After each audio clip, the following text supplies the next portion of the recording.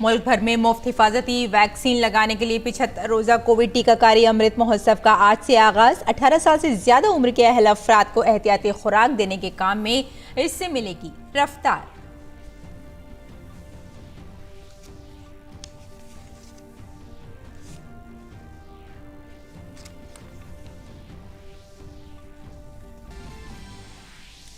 केरल में monkey pox का पहला मामला सामने आने के बाद मरकज ने सूरत हाल से निपटने के लिए रवाना की आला सतही टीम। मरकजी टीम सूरत हाल से निपटने में रियासती सेहत हुक्काम का करेगी ताउन।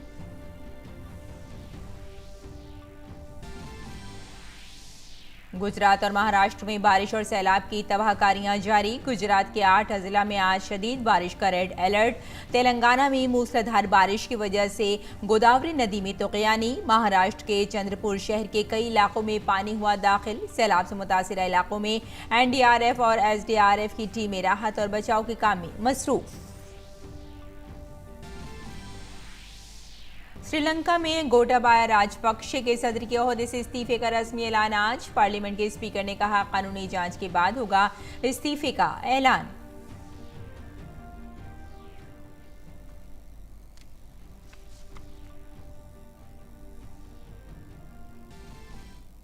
बरतानिया के वजीर आजम के ओहदे के लिए भारत निजाद रुकन पार्लियामेंट ऋषि सुनक की दावेदारी मजीद मजबूत। वोटिंग के दूसरे मरहले में 101 वोटों के साथ रहे सरफहरिस्त। पेनी मॉड्रेंट को दूसरा और लस्ट्रस को मिला तीसरा मुकाम। पीर को होगी अगले मरहले की वोटिंग।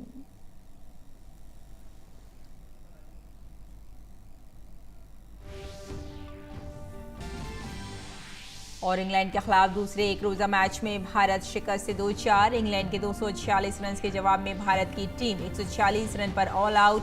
3 मैचों की सीरीज 1-1 से हुई बराबर। इतवार को मैनचेस्टर में खेला जाएगा सीरीज का आखिरी और फैसलाकुन मैच।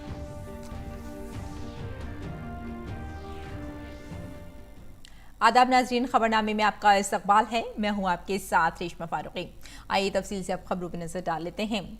75 रोजा कोविड टीकाकारी अमृत महोत्सव आज से शुरू हो रहा है ताकि तमाम अहल लोगों को सरकारी कोविड टीकाकारी मराकज में मुफ्त एहतियाती टीके फराहम किए जा सकें।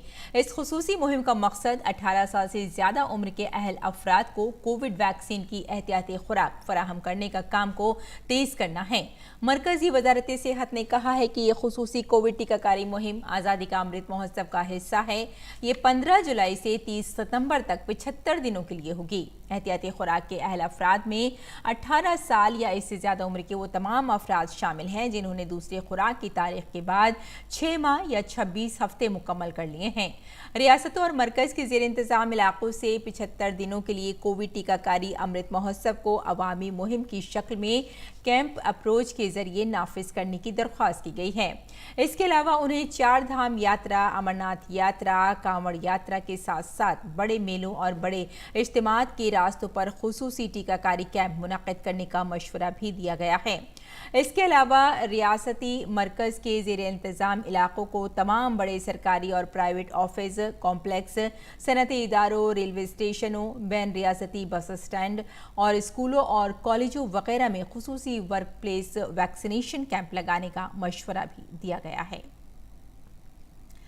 आज से मुल्क में 75 रोजा कोविड टीकाकारी अमृत महोत्सव के आगाज की वजह से जहां कोरोना टीकाकारी को फरोग मिलने वाला है, वहीं मुल्क अब 200 करोड़ टीकाकारी के आदद-ओ-शुमार के करीब भी पहुंच रहा है। कोविड की वबा के खिलाफ सबसे मौसर हथियार के तौर पर शुरू की गई टीकाकारी मुहिम के तहत मुल्क में अब तक 199.44 करोड़ से ज्यादा वैक्सीन की खुराकें दी जा चुकी हैं। गुज़िश्ता रोज शाम 7 बजे तक 16,32,000 से ज्यादा टीके लगाए गए। टीकाकारी मुहिम मुल्क में कोविड से लोगों के तहफ़्फ़ुज़ का एक अहम जरिया है और इसका आला सतह पर मुसलसल जायजा लिया जा रहा है और निगरानी भी की जा रही है। और भारत में मंकी पॉक्स के पहले मामले की तस्दीक हुई है। ये मरीज 3 दिन पहले मुत्तहिदा अरब अमारात से केरला के कोल्लम पहुंचा है। केरला हुकूमत ने मंकी पॉक्स से मुताल्लिक एक गाइडलाइन भी जारी की है। मुतासिरा शख्स की हालत अभी मुस्तहकम है। राब्ते में आने वाले अफराद की मालूमात हासिल कर ली गई हैं। दरियासना सेहत और कुनबा बहबूद की मरकजी वजारत ने जुमेरात को एक आला सतही टीम केरला भेजी है ताकि केरला के कोल्लम जिले में मंकी पॉक्स के एक तस्दीक शुदा मामले के तनाजुर में सेहत आमा की तदाबीर इख्तियार करने में रियासती सेहत हुक्काम के साथ ताउन करे।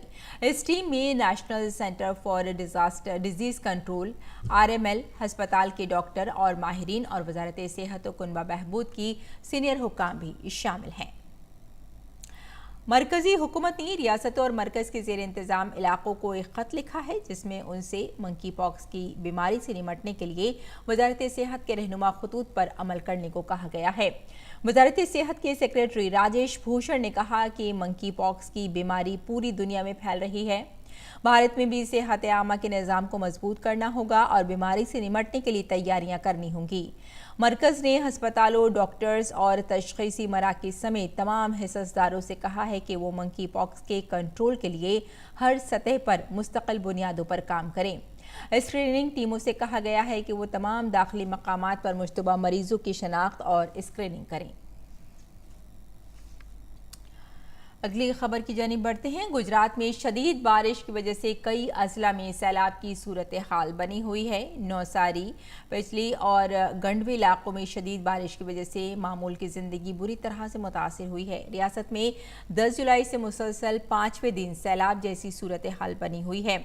महकमा मौसमियात ने 8 अजला यानी सौराष्ट्र के जूनागढ़, गिर सोमनाथ और भावनगर और जनूबी गुजरात के सूरत, नौसारी, डांग, टापी और वलसाड के लिए आज रेड अलर्ट जारी किया है। रियासत में कुल 251 तालुकों में से 208 में बारिश हुई, जबकि नौसारी, वलसाड, गिर सोमनाथ, तापी, जूनागढ़, पोरबंदर, डांग और सूरत में कल सुबह 6 बजे से रात 8 बजे तक 100 मिलीमीटर से ज्यादा बारिश दर्ज की गई। शदीद बारिश से पैदा सैलाब की सूरत हाल की वजह से नौसारी, डांग और कच्छ से गुजरने वाले कौमी शाहराह बंद कर दिए गए हैं, जो जल्द ही खोल दिए जाएंगे। रियासत के गांवों में चलने वाली कुछ ST बसों के रास्ते सिक्योरिटी की वजह से बंद कर दिए गए हैं। रियासत में 8 जुलाई से बारिश से मुताल्लिक़ वाक़यात में अब तक 43 लोगों की मौत हो चुकी है, जिनमें से ज़्यादातर बिजली गिरने से हुई है।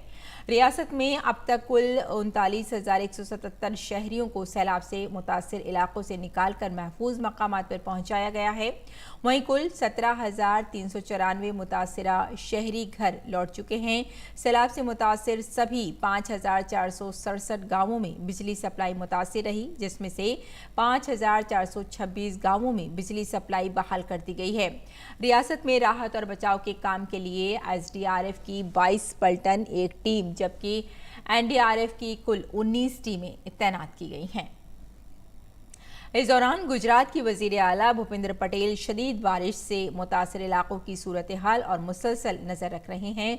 कल रात उन्होंने रियासती कंट्रोल सेंटर पहुंचकर नौसारी और वलसाड के कलेक्टर से वीडियो कॉन्फ्रेंसिंग के तवस्सुत से जानकारी हासिल की। उन्होंने खासकर नौसारी जिले में बारिश की वजह से पैदा हुई संगीन सूरत हाल और वहां चलाए जा रहे राहत के कामों के बारे में जानकारी हासिल की।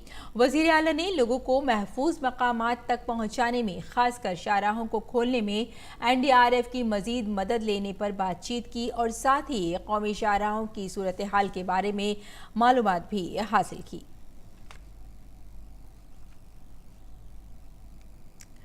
और तेलंगाना में मुसलसल बारिश की वजह से गोदावरी नदी तुगयानी पर है। गोदावरी और उसके मुआविन नदियां रियासत में कई मकामात पर गुज़िश्ता एक हफ्ते से मुसलसल बारिश की वजह से खतरे के निशान पर बह रही हैं। रियासत के मंदिरों के शहर भद्राचलम में सूरत हाल तशवीशनाक है। मूसलाधार बारिश के बाइस सैलाब की सतह में मुसलसल इजाफा हो रहा है और यह सुबह 5 बजे 66.30 फीट पर था, जिसे आज 70 फीट के उबूर कर जाने का अंदेशा है। भद्राचलम में खौफनाक सूरत हाल के पेश नज़र रियासती हुकूमत इस बात को यकीनी बनाने के लिए तमाम इक़दाम कर रही है कि जानो माल का कोई नुकसान ना हो। उसने दरिया के ज़ेर असर इलाकों में लोगों को अलर्ट कर दिया है और 10,000 से ज़्यादा लोगों को महफूज मकामात पर मुंतकिल कर दिया है। वजीर ट्रांसपोर्ट अजय कुमार और जिला इंतजामिया ने भद्राचलम में डेरा डाला हुआ है और वो 24 घंटे सैलाब की सूरत हाल पर नजर रखे हुए हैं। महाराष्ट्र में भारी बारिश के सबब मामूल की जिंदगी बुरी तरह से मुतासिर है। राहत और बचाव के काम में एनडीआरएफ की 14 और एसडीआरएफ की 6 टीमें लगाई गई हैं। बारिश और सैलाब से मुताल्लिक वाकयात में गुज़िश्ता 24 घंटों में 4 अफराद की मौत हो गई। इस तरह अब तक मरने वालों की तादाद 99 तक पहुंच गई है। बारिश और सैलाब से 181 जानवरों की भी मौत हो चुकी है। राहत और बचाव टीमों ने 7,963 लोगों को महफूज मकामात पर पहुंचाया है। इस दौरान आज पालघर, पुणे और सतारा में भारी बारिश का ऑरेंज अलर्ट जारी किया गया है। दूसरी जानिब आज मुंबई, ठाणे, रायगढ़, रत्नागिरी, सिंधुदुर्ग, नासिक, कोल्हापुर, अकोला, अमरावती, भंडारा, बुलढाना, चंद्रपुर और गढ़चिरौली, गोंदिया, नागपुर, वर्धा, वाशिम और यावतमिल में येलो अलर्ट जारी किया गया है। आसाम में सैलाब की सूरत हाल में मजीद बेहतरी आई है क्योंकि नदियों के पानी की सतह मुस्तहकम हो गई है। ताहम 6 अजला के 2,28,000 से ज्यादा अफराद अब भी सैलाब से मुतासिर हैं। रियासत में 527 हेक्टेयर ज़रई अराजी अब भी पानी में डूबी हुई है। अब रियासत में मुतासिरा देहात की तादाद 175 है। कुछ अजला में कटाव से नुकसान की इत्तला मिली है। सैलाब और लैंडस्लाइडिंग में अब तक मरने वालों की तादाद 192 है। कल तक 59 रिलीफ कैंपों में 15,000 से ज़्यादा लोग पनाह लिए हुए थे। इंतजामिया मुतासिरा आबादी को राहत फराहम करने के साथ साथ बाज़ाबतकारी के मकसद से नुकसान का अंदाज़ा लगाने के लिए काम कर रही है। सैलाब के बाद के हालात में सेहत के मसाइल से निपटने के लिए सफाई मुहिम और मेडिकल कैंप का इनेकाद किया जा रहा है। इलाकाई मौसमियाती मरकज़ गुवाहाटी ने अगले चंद दिनों में रियासत में आसमानी बिजली गिरने और तेज़ बारिश होने की पेशगोई की है। और मरकजी वजीर तालीम धर्मेंद्र प्रधान आज NIRF की दर्जाबंदी का ऐलान करेंगे। ये नेशनल इंस्टीट्यूट रैंकिंग फ्रेमवर्क यानी NIRF की दर्जाबंदी का 7वां एडिशन है। ये दर्जाबंदी हर साल तैयार की जाती है। मुल्क भर के आला तालीमी इदारों की दर्जाबंदी इसी से की जाती है। ये फ्रेमवर्क तमाम यूनिवर्सिटियों, आला तालीमी इदारों और कॉलेजों की दर्जाबंदी करता है। और combined university entry test CUET undergraduate 2022 आज से मुल्क के 500 शहरों और बाहर के 10 शहरों में शुरू हो रहा है। ये इम्तिहान 15, 16, 19, 20 जुलाई को मुनक़िद होगा। नेशनल टेस्टिंग एजेंसी ने शफ़ाफ इम्तिहान के इनेकाद के लिए तमाम इम्तिहानी मराकिज़ पर CCTV कैमरे नस्ब किए हैं। तमाम मराकिज़ पर मास्क दस्तियाब कराए जाएंगे। ये इम्तिहान 2 मरहलों में मुनक़िद किया जा रहा है। CUET के इम्तिहान में इस बार तकरीबन 14,90,000 तलबा ने रजिस्ट्रेशन करवाया है, जिनमें से 8,10,000 तलबा पहले मरहले में जबकि 6,80,000 तलबा दूसरे मरहले में शिरकत करेंगे। अगला मरहला अगले माह की 4 और 10 तारीख को होगा। रवां साल जून में मुल्क से अशिया की बरामदात 23.52% इजाफे के साथ 40.13 अरब डॉलर तक पहुंच गई है।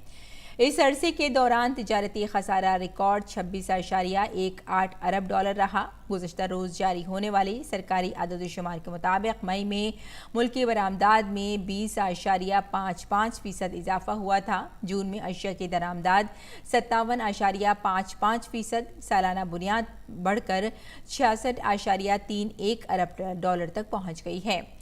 जून में खाम तेल की दरामद तकरीबन दुगनी होकर 21.3 अरब डॉलर तक पहुंच गई। कोयले और कोक की दरामदात ज़ेरे जायज़ा माह में दुगनी से ज़्यादा होकर 6.76 अरब डॉलर हो गई, जो कि जून 2021 में 1.88 अरब डॉलर थी।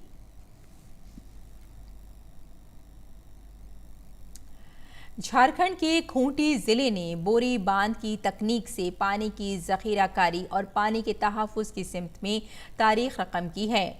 श्रमदान के ज़रिए बनाए जाने वाले इस बोरी डैम ने देही इलाकों की तस्वीर और तकदीर दोनों को बदलना शुरू कर दिया है।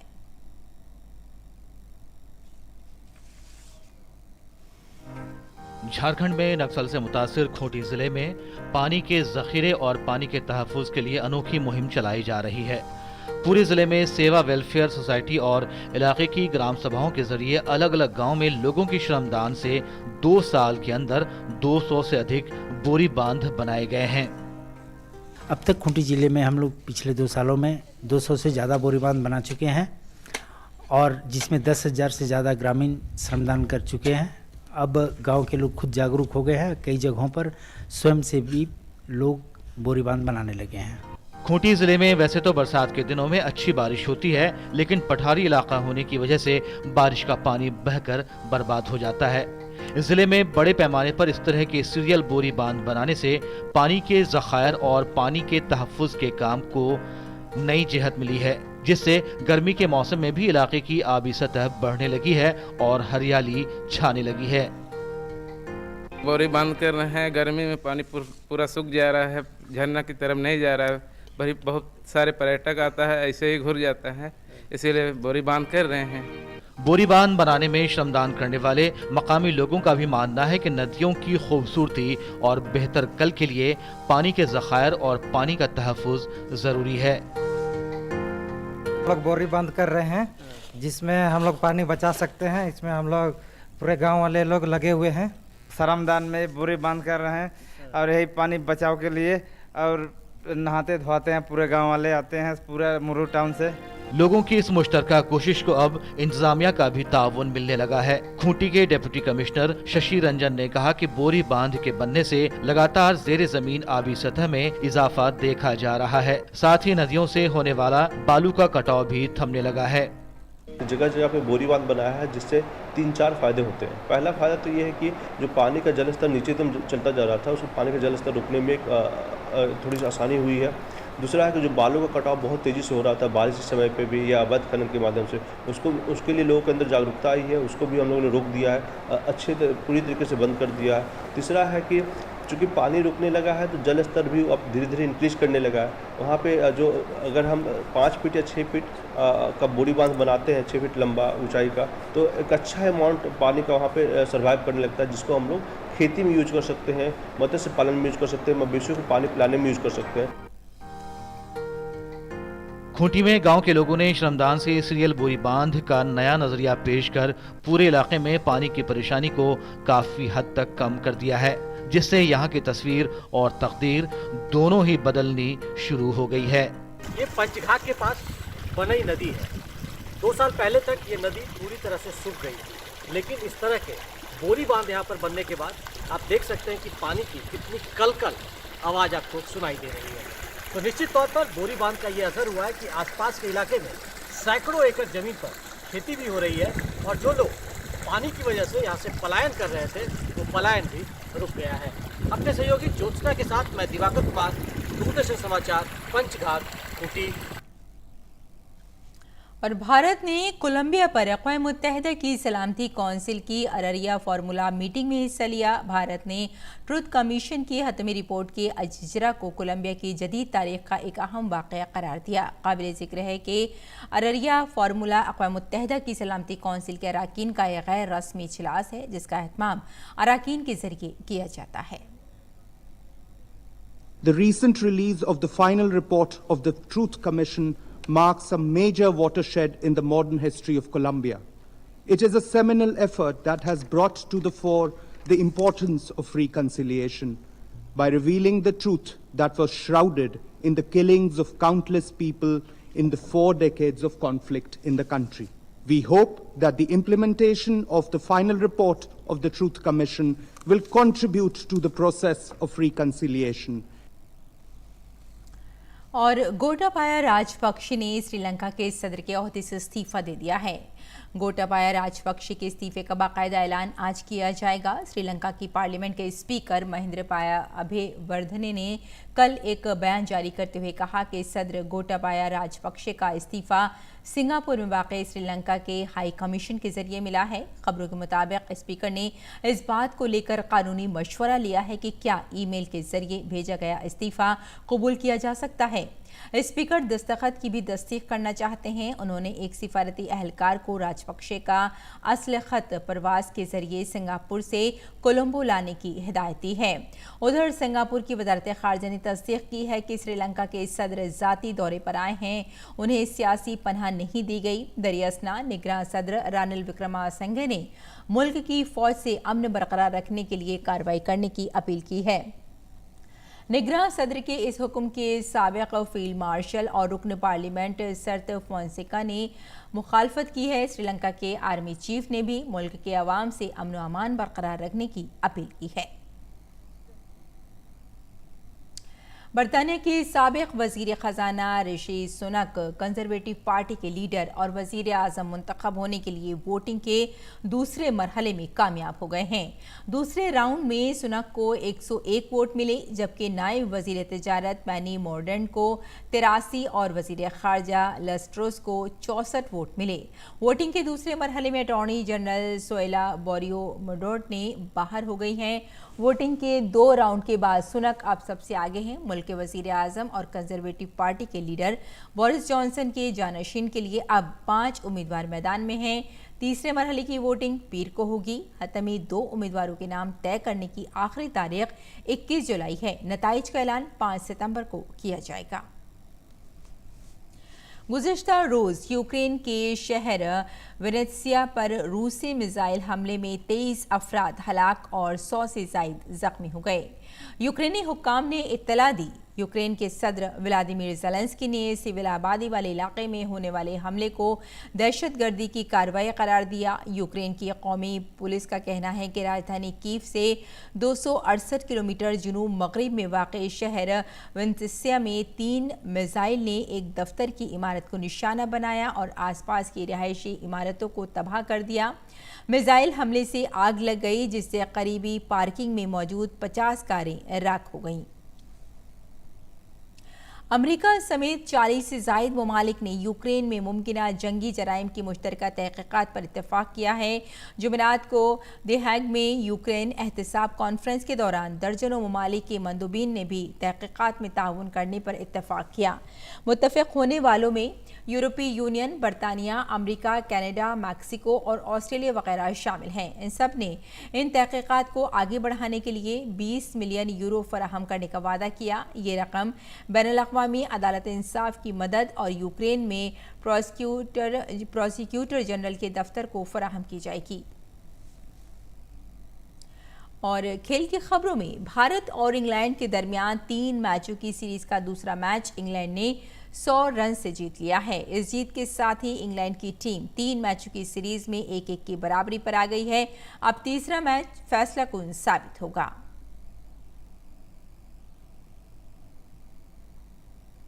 और नाज़रीन, आप नजर डाल लेते हैं दिल्ली से शाये कुछ उर्दू अखबारात पर।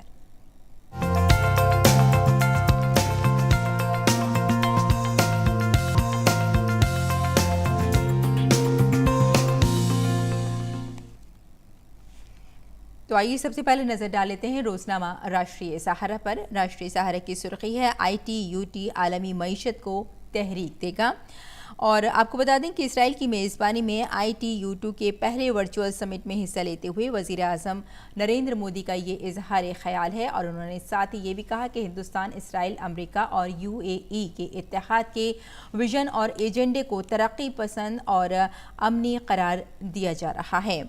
और साथ ही इसी अखबार की नाज़रीन एक और सुर्खी है कि अहमदाबाद का दुनिया का 50 बेहतरीन मकामात में शामिल होना एक बड़ी कामयाबी माना जा रहा है। ये मरकज़ी वज़ीर दाखिला अमित शाह का कहना है।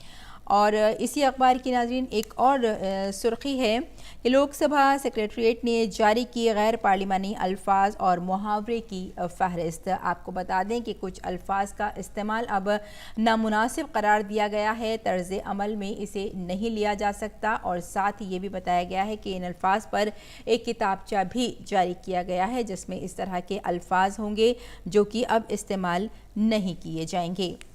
और आइए अब नज़र डाल लेते हैं रोज़नामा इनकलाब पर। इनकलाब के आलमी सफ़े की सुर्खी है, अमरीकी सदर का दौरा मशरिक़ वस्ता, ईरान के ख़िलाफ़ ताकत का इस्तेमाल किया जा सकता है। आपको बता दें कि पासदारा ने इनकलाब को गैर मुल्की दहशतगर्दों की फ़हरिस्त में शामिल रखेंगे, चाहे इसके नतीजे में 2015 वाला जौहरी मुआहदा ख़त्म हो जाए, ये कहना है जो बाइडन का। और नाज़रीन, इसी सफ़े पर एक और सुर्खी है, आपको यहाँ बताते चलें कि पाकिस्तान में मूसलाधार बारिश से 125 अफराद हलाक हो गए हैं और 171 ज़ख्मी हुए हैं। सैलाब से 39 अफराद हलाक और हज़ारों घर तबाह हुए हैं। ये अफ़गानिस्तान की तरफ से ख़बर है। और अब नज़र डाल लेते हैं नाज़रीन रोज़नामा हिंदुस्तान एक्सप्रेस पर। हिंदुस्तान एक्सप्रेस की सुर्खी है कि आज से कोविड वैक्सीनेशन अमृत महोत्सव का आगाज़ हो रहा है। आपको यहाँ ये भी बताते चलें कि 75 दिनों के लिए कोविड टीकाकारी अमृत महोत्सव को अवामी मुहिम की शक्ल में कैंप अप्रोच के ज़रिए नाफिज करने की दरख्वास्त की गई है। और इसके अलावा इन्हें 4 धाम यात्रा, अमरनाथ यात्रा, कांवड़ यात्रा के साथ साथ बड़े मेलों और बड़े इज्तिमात के लिए भी खुसूसी तौर पर इस्तेमाल किया जा सकता है और अमृत महोत्सव के तहत ये मुहिम को आगे बढ़ाया जाएगा। और आइए अब नज़र डाल लेते हैं एक और सुर्खी पर। आपको बता दें कि मंकी पॉक्स से मोहतात रहने की हिदायत दी जा रही है। केरल में पहला वाक़या सामने आया है, एक आदमी को मंकी पॉक्स, उसके अंदर कुछ चीज़ें ऐसी पाई गई हैं कि मंकी पॉक्स उसको है। और साथ ही ये भी बताया गया है कि मोहतात रहने की सख्त ज़रूरत है पूरे भारत में।